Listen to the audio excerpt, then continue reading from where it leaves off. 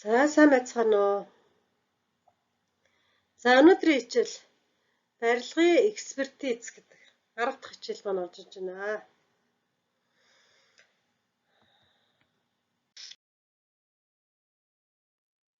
За барилгын экспертиз гэж юу юм бэ гэж.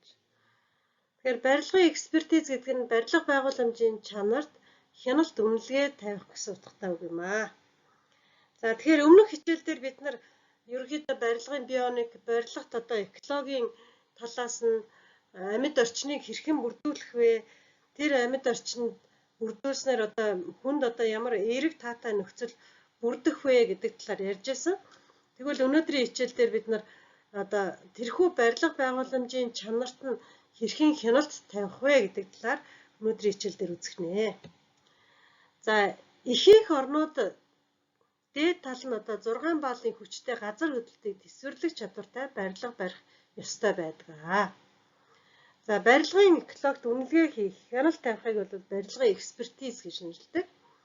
Үүнд бол байгаль орчин, хүний эрүүл мэндэд хортой нөлөө үзүүлэх материалаар хийж буй хэсэгтэр хяналт тавихыг бол барилгын экспертиз гэж нэрлэдэг байна. За хамгийн чухал нь бол барилгын норм, стандарт байх ёстой. За экспертизийг хийхэд төрийн байгууллагад аж ахуйн нэгж уул уурхайд экспертиз хийх гэх мэт олон янзаар ангилал бий болгосон байдаг. Тэгэхээр барилгын экспертизийг хийхин тулд яах вэ гэхээр тэр барилгын норм стандартаа барьж байна уу? За дээр нь хүрээлэн буй орчин, хүний эрүүл мэндэд хортой нөлөөлж байна уу гэдэг хяналт тавихыг барилгын экспертиз гэж нэрлэдэг байх нэ. За барилгын экспертиз хийх ба хэрхэн ангиллах вэ гэж. За барилгын экспертизийн зорилго нь экологийн шаардлага хангах тухайн объектын байгаль орчинд сөрөг нөлөөллийг урьдчилан мэдэн экологийн тэнцвэрийг барьж байх, экологийн аюулгүй байх хэм хэмжээг сахиулан ашиглалтын явцад гарах экологийн үр дагавар ба экологийн цэвэр байдлыг илрүүлэх, барьж буй дахин сэргээж буй объектын төслүүдэд дүгнэлт хийх, уг байгууламжаас хүрээлэн буй орчинд гарах бохирдлын хэмжээг тодорхойлох зэрэг асуудлыг шийдвэрлэдэг.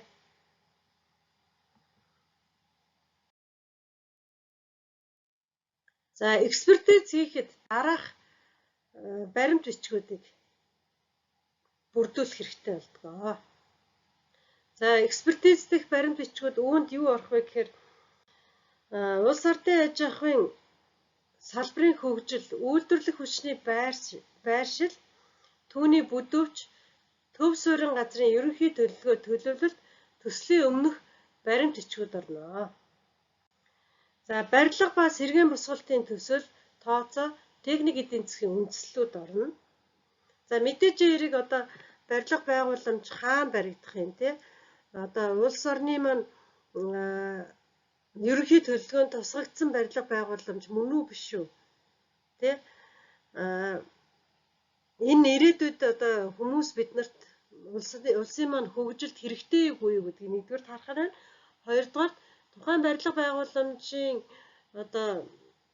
төсөлд техник эдийн засгийн үндсэл нь юу гэдэг юм бол, тооцоо төсөөлөл нь юу юм бол гэдгийг харгалзан үзэх шаардлагатай учраас эдгээр баримтуудыг бий болгох хэрэгтэй байдаг байна.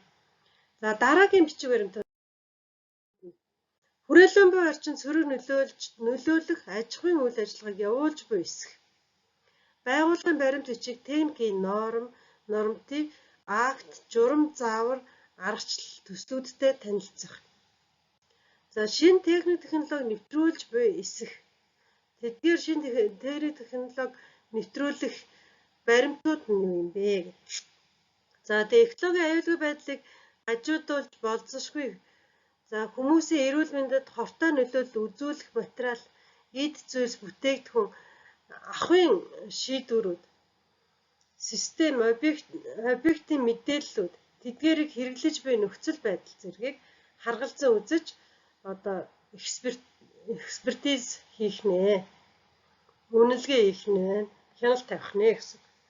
Тэгэхээр мэдээж хэрэг шинэ техник технологи оруулж ирж байгаа гэдэг байгаль орчин сөрөг нөлөөтэй ийм техник технологи байх юм бол түүнийг яах юм? Хориглох ч гэдэг юм уу те. За эсвэл одоо эерэг байгаль орчинд эерэг техник технологи байвал дэмжих ийм хяналтыг тавихыг хэлж байгаа. За мөн одоо хүний эрүүл мэндэд одоо хортоогоор нөлөөлөх одоо будаг эмүүс гэж ярьдаг ш тийм ээ. Эдгээрийг хэрглэж байгаа эсэх. За гэх мэтчлэн энэ болгонд одоо яах вэ гэхээр хяналт тавих нь. За дээр нь хүний эрүүл мэндээс гадна хүрээлэн буй орчинд бас сөргөөр нөлөөлж байгаа үгүй юу? Энийг үзсний үндсэн дээр тухайн объектыг бариулахгүй байх ийм шийдвэрийг гаргах зорилгоор эксперт хийдэг байх нэ. За экспертизээр шийдвэрлэх асуудал нь тухайн нутаг дэвсгэрийн байгаль аж ахуйн чадварыг зохистой ашиглахад дараах үндэслэлүүд байвал зохино. За үүнд бол ландшафтын экологийн үүднээс уг объектыг барих дахин сэргээх ашиглах ач холбогдолтой эсэх. Барих явцад байгаль аж ахуйн чадварыг үр дүнтэй ашиглах нөхцөл байгаа эсэх.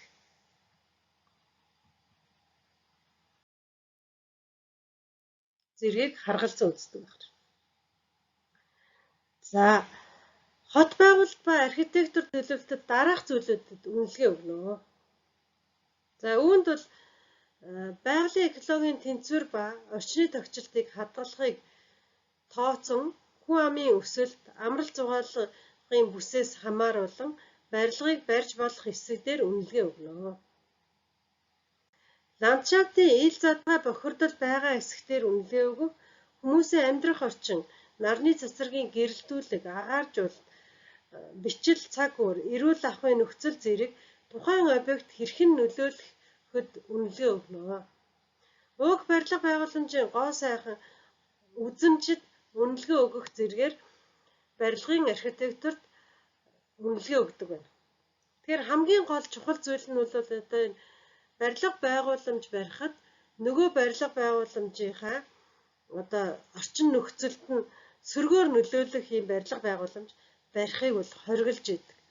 За үүн дээр бол нөгөө барилга байгууламж барих норм стандартыг мөрдөх бөгөөд одоо нөгөө барилга байгууламжийн хооронд 20-с 50 метрийн зайтай байх ёстой. Хооронд нь одоо барилга байгууламжийн хооронд ногоон байгууламж байх ёстой гэдэг юм ийм дүрм журмуудаа биелүүлэх ёстой байдаг. Тэгээ хүмүүсийн амьдрах орчинд нарны гэрэлтүүлэг гэдэг. Одоо сүүлийн үед чинь барилга байгууламж барихаар нарыг хаагаад барилга байгууламж барьдаг болчихдог шүү, тийм ээ. Нөгөө барилгынхаа нар гэрэлтүүлгийг хаачдаг. Агааржуулалтыг хаагаа ичдэг. Эрүүл ахуйн нөхцөлийг хангахгүй болдог. Одоо хүн зорчих эрхийг нь хаагаа зам барина гэдэг бол одоо яах нь энэ хот байгуулалт төлөвлөлтөд одоо зохисгүй нөлөөлөл байгааг бол илэрхийлж байгаа. Тэгэхээр энэ маань өөрөө юу вэ гэхээр хүмүүсийн эрүүл аюулгүй байх нөхцөлийг хангахгүй байгаа барилга байгууламж. Тэгээ үүнд нь одоо энэ барилгын экспертиз үнэлгээ өгдөг байх нэ. За мөн гоо сайхны үзэмж гэж юм тийм ээ. За гоо сайхны үзэмж гэхээр тухайн барилга байгууламжийг хараад л одоо ямар гоё барилга вэ гэд сэтгэл зүйн тайвшрал үзүүлэх боломжтой барилга байгууламжийг барих шаардлагатай байдаг. За мөн тухайн барилга байгууламж нь яг байгалийн үзэмжид тохирсон байвал одоо аятаа таатай нөхцөл бүрдүүлэх, тайвшруулах ийм ногоон өнгөөр байгалийн үзэмж өнгөч нь өөрөө ногоон ийм өнгө байдаг шүү дээ тийм. Ийм өнгөөр хүртэл одоо будсан байх ч гэдэг юм уу, зураг хөрөг оруулсан байх. Эсвэл одоо ногоон байгууламж тагтууд дээр нь бий болгосон байх ч гэдэг юм уу. Энэ маань өөрөө юу вэ гэхээр хот байгуулалтын архитектур төлөвлөлтийг харуулж байдаг өвөрмөц тогтолцоо байдаг байна. Энийг бий болгосноороо экологичсон хот гэж бий болдог байх нэ. За үүнд үнэлгээ өгөхийг бол экспертиз үнэлгээ гэж хэлдэг байх нэ. За барилга байгууламж, барилгын экологийн үндэслэл дараах байдлаар бий болдгоо. За биосфер, гидросфер, литосферт нөлөөлөх байдалд үнэлгээ өгнө. За биосфер гэдэг нь одоо хүмүүсийн аливаа амьд биесийн оршин тогтнох тэр хил хязгаар заагийг биосфер гэдэг. Гидросфер гэдэг нь усан мандал. Ам мандал, усан мандал, литосфер чулуун мандал нөлөөлөх байдалд нь үнэлгээ өгнө. За эдгээрт нөлөөлж байвал одоо яхаа тухайн барилга байгууламжийг барихыг хориглоно. Эдгээрт эергээр нөлөөлж байвал барихыг зөвшөөрнө гэсэн ийм үнэлгээ өгөхийг одоо экологийн барилга байгууламжийн экологийн үндэс гэж. За дараа нь барилга барих газрын нөөцийн ашиглалт тодорхой тохиолдолд бүрт газрын гадаргууг өөрчлөх нөхцөл хэрвээ гэдгийг харна. За барилга байгууламж барихад бид нар өмнөх хичээл дээр бас үзчихсэн тийм ээ. Одоо барилга барих тэр хэрэгцээт материалаа эмх замбраагүй хаях нь өөрөө газрын нөөцийн ашиглалтын хэлбэрийг харуулж байгаамаа гэдэг тийм. Дистралтайгаар цэгцтэй ашиглалт явуулах хэрэгтэй. Газрыг ашиглах. За ийм байдлаар одоо барилга байгууламж барих газрын нөөцийн ашиглалт нь одоо яах нь гадаргууг өөрчилж байгаа хэлбэрт нь үнэлгээ өгдөг байна. За мөн ургамал амьтныг хадгалан үлдээж байгаа нөхцөл. Ургамлыг одоо устгах гэж нү барилга байгууламж барих гад нөгөө тарьсан мод бутыг устгах. Тэгээ тэр орчинд байгаа амьтан ургамлыг сүйтгэх энийг бол хориглож идэг. За энийг үлдээж байна уу, хадгалан үлдээх нөхцөлийг хангасан байна уу гэдгийг харгалзан үзэж барилга байгууламж барих үндэслэл болдог. За мөн барилга байгууламжийг барихаар төлөвлөж буй техникийн төвшин түүний түүхийн эд нөөцийг ашиглах байдал эрчим хүчний хэрэглээ хаягдалгүй технологи бий болгож байгаа эсхийг анхааран үзнэ. Зарим томоохон барилга байгууламж барьдаг барилгын компаниуд яадаг вэ гэхээр одоо эрчим хүчний хэмнэлтийг явуулж идэг хаягдалгүй технологи буюу дахин ашиглах боломжтой хаягдлуудаа эмх цэгцтэй тавьж дахин ашиглаж идэг ийм байдлаар барилга байгууламж барьдаг. Энэ маань өөрөө барилгын экологийн үндэслэл болж идэг байх нэ.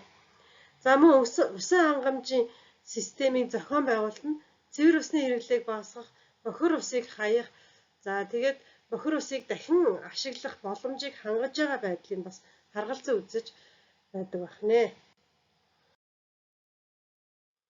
За агаарын бохирдлоос хамгаалсан одоо арга хэмжээнүүд түүний объектын байршил хэрхэн нөлөөлж буй байдлыг харгалзан үзэх. За ландшафт болон геологийн нөхцөл байдал барих байгууламж болон хүний хүчин зүйлсийн нөлөөлөл хэрхэн байгаа эсхийг харгалзан үзэх. За үйлдвэрлэлийн хаягдлыг ашиглах зэрэглэл хэрэглэхгүй хаягдлыг аюулгүй байдалд хаях санал хөрсийг дахин сэргээх тухай зөвлөмж ч гэдэг юм уу бий болгосон эсэх түүний дагуу хэрэгжүүлж байгаа эсэхтэр одоо барилгын экологи бий болж байдаг байна. За мөн байгаль орчинд учруулсан хохирлыг нөхөх зарчмыг бий болгох нөхцөлийг хангаж өгөх зэрэг нь бол экологийн экспертиз болдог байх нэ.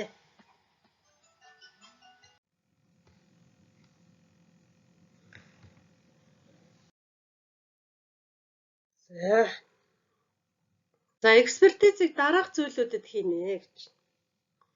За сая бол бид нар барилга байгууламж барих экологийн үндэслэл барилгын экологи хэрхэн тавих вэ? Ямар тохиолдолд одоо экологичсан барилга гэх вэ гэдгийг үзсэн. Тэгвэл одоо экспертизийг хэрхэн хийх юм бэ? Барилгат тийм ээ. Барилга байгууламжинд одоо тэр хяналтыг хэрхэн хийх вэ гэж. За дараах зүйлүүдэд хийнэ. За аж үйлдвэрийн зориулттай байгууламжид экспертиз хийнэ. За ингэж хийхийн тулд одоо аж үйлдвэрийн зориулттай байгууламжид дээр нөгөө экологийн цэвэр цэмцгэр байдлыг хангасан эсэх агаар хөрс усыг бохирдуулж байгаа эсэхтэр экспертиз хийдэг байх нэ. За гидромелиорац буюу одоо усжуулах процесс тийм ээ. Ба усны барилга байгууламжийн төсөлд экспертиз хийх. Ахуйн цэвэр экологийн талаар экспертиз хийх.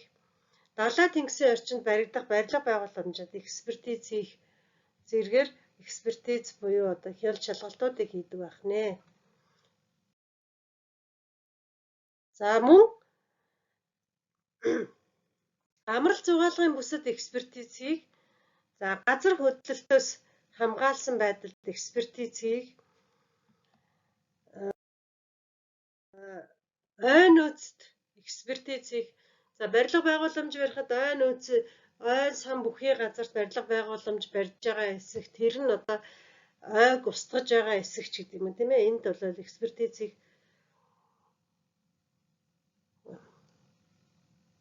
за хөдөө аж ахуйд экспертизийг эрчим хүчинд экспертизийг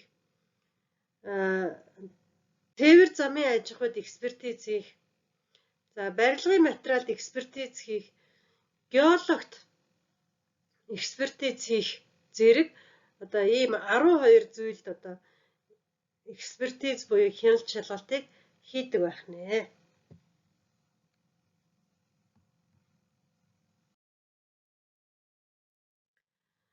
За энд одоо зурган дээр бол нөгөө барилга байгууламж барьж байгаа. Тэгээд тухайн орчин нөхцөлийг хэрхэн бий болгож байгаа байдлаар харуулж байна. За яаж ашигладаг вэ? Ийм барилга байгууламж барихад тийм ээ. Одоо бараа материал түүхий эдээ яаж бий болгож байгааг энд харуулж байна. За тэгээ энэ зөв үү буруу юу гэдэг тийм. Энэ дээр бас анхаарал тавьж эксперт хийдэг байх нэ. За ингээд өнөөдрийн хичээлд анхаарал хандуулсанд баярлалаа.